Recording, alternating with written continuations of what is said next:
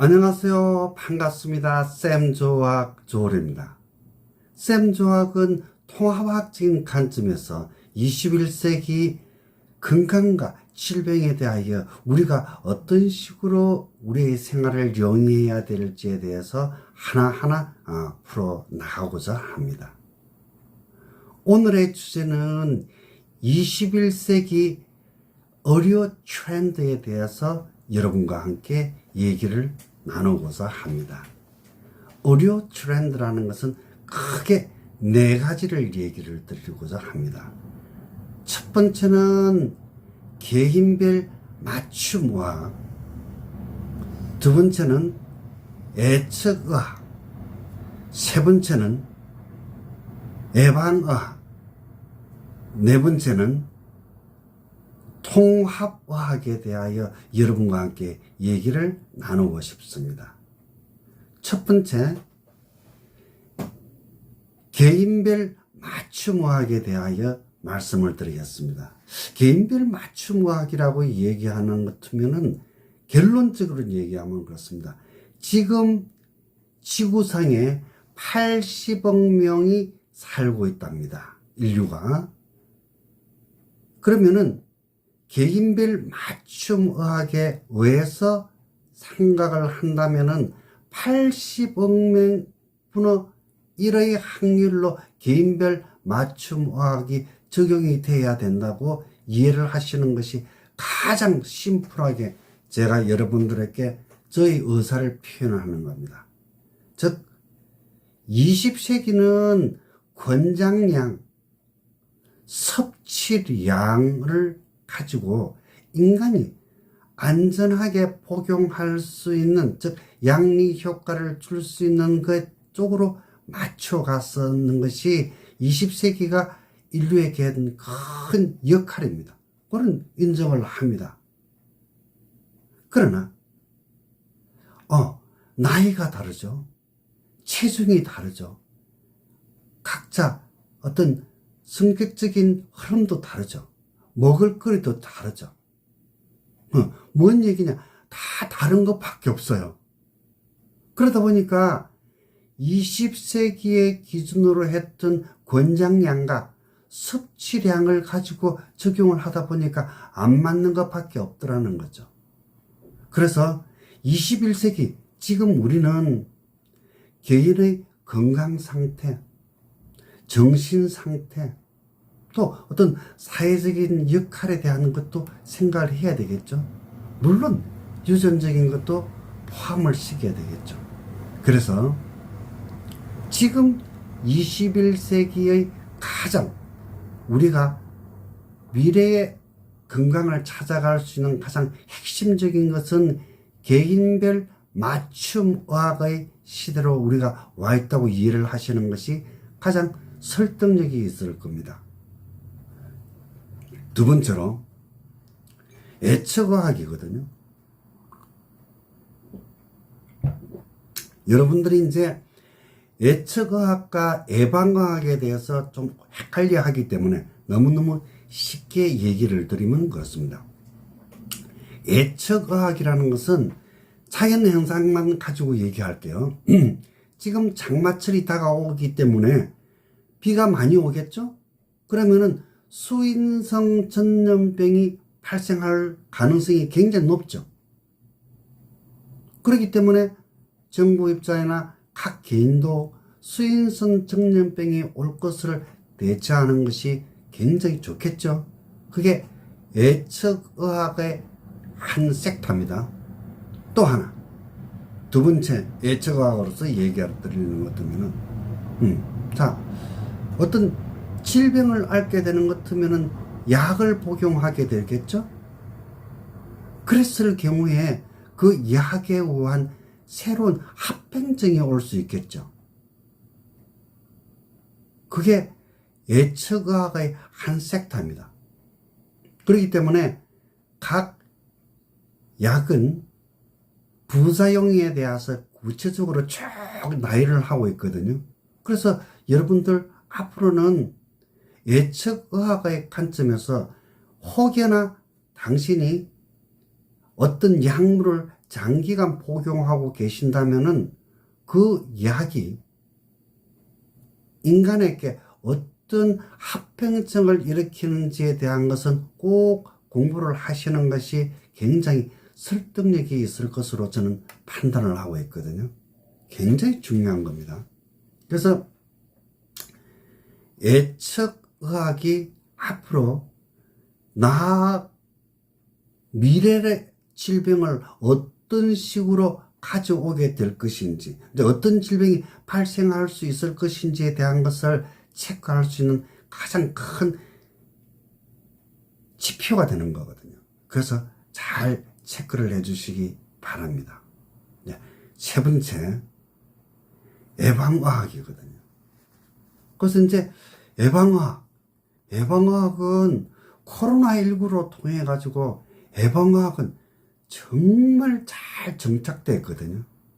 그러니까 이제껏 어떤 바이러스나 균에 의해서 전 세계가 이와 같은 식으로 예방의학적인 체제를 갖춘 것은 전혀 없어요.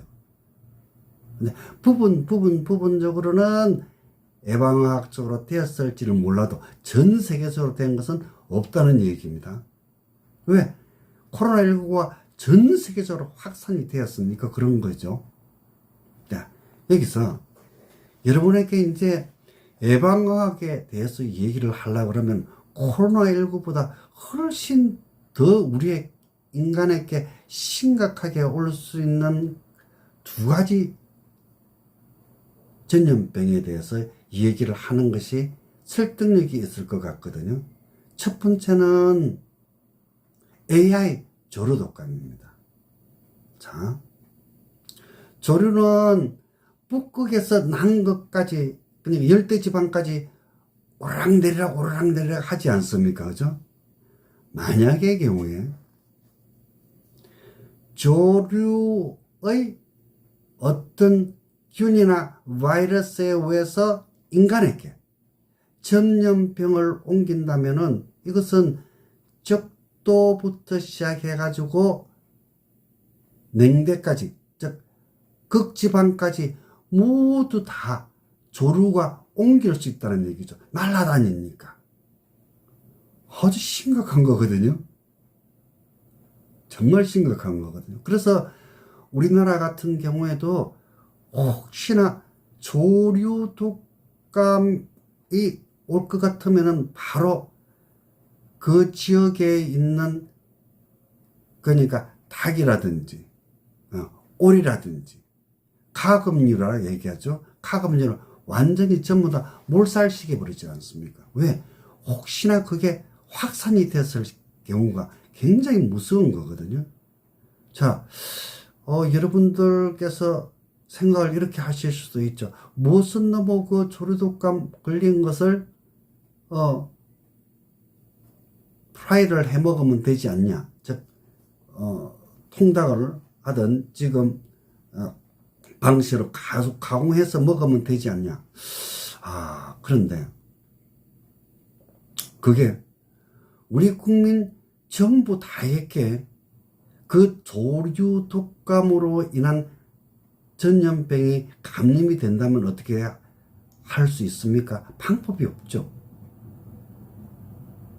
그래서 조류 독감이라는 것이 제가 생각할 때는 코로나19보다 더 심각하게 우리의 인류에게 영향을 줄 수 있다고 저는 생각을 하고 있습니다. 두 번째로 얘기하고 싶은 게 얼마 전에 아프리카 돼지열병이라고 여러분 기억을 하고 계시죠? 아프리카 돼지열병에 걸린 돼지는 100% 좋습니다. 99.999%가 아니라 아프리카 돼지열병에 걸린 돼지는 전부 다 좋거든요.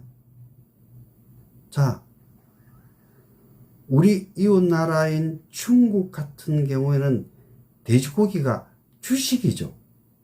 만약에 중국 14억 명이 즉 생활하는데 가장 필요한 영양소가 돼지고기인데 돼지고기를 중국민이 전혀 못 먹게 됐다고 생각을 한번 해보십시오. 이것은 전 세계적인 난리가 나겠죠.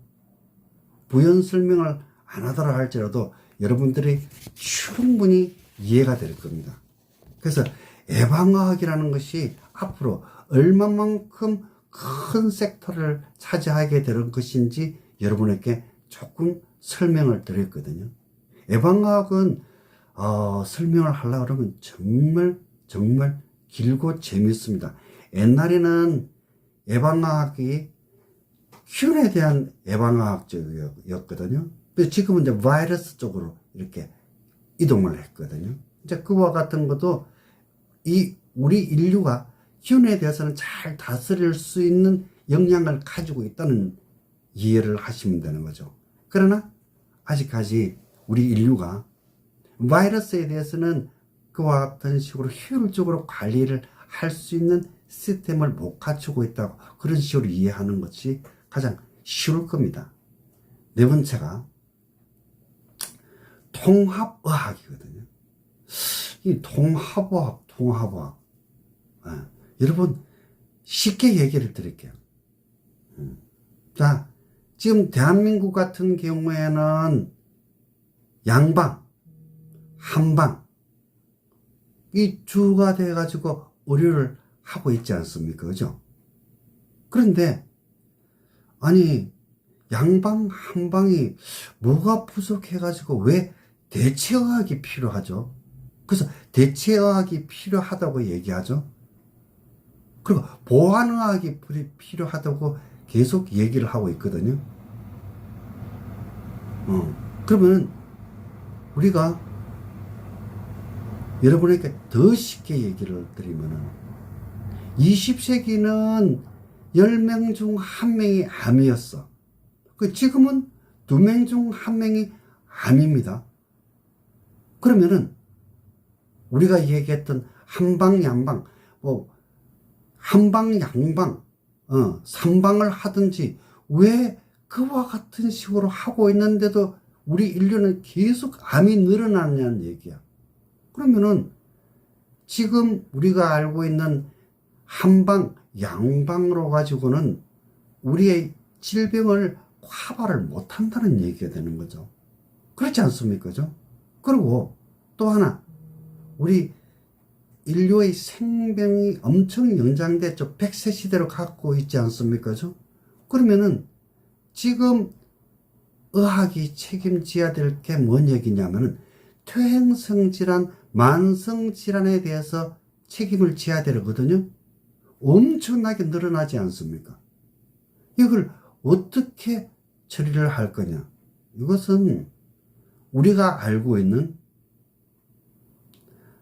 양방, 한방으로 가지고는 처리할 수 있는 섹터가 전혀 못 되거든요. 암을 줄여서 되는데 못 줄이고 있는 것 여러분 다 잘 알고 있지 않습니까?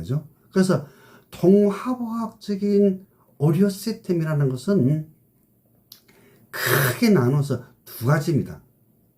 신체적으로 오는 치료와 정신적인 섹터로서의 어떤 치료, 그 두 가지를 겸할 수 있는 치료가 굉장히 유효하게 되는 거거든요.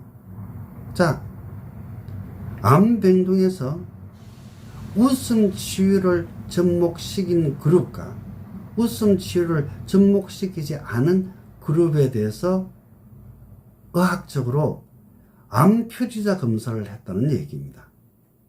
그래서 암 표지자가 줄어드는 것 같으면 암이 체내의 숫자가 줄어드는 게 되겠죠?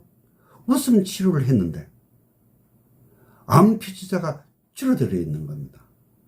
상대적으로 웃음 치료를 안 한 데 비해서. 그러니까 웃음 치료를 한 것 자체가 암의 발생 확률을 줄여드렸다는 얘기죠.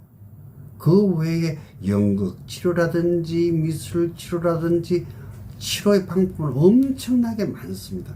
또 상담도 엄청 섹터가 크게 작용을 하게 되겠죠. 그와 같습니다.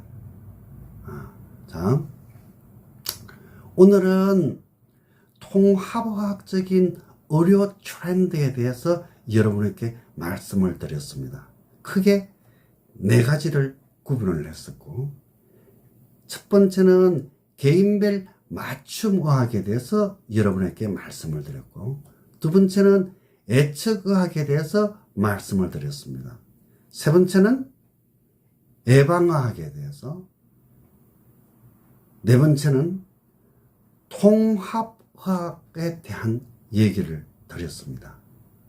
앞으로 21세기를 살아가야 될 우리는 이와 같은 통합화학적인 의료의 네 가지 트렌드를 갖고 풀어가야만이 생존하는데 유리할 것으로 저는 확신하고 있습니다. 오늘 저의 강의가 여러분 건강에 도움이 되셨다면 구독, 좋아요, 알림 부탁합니다.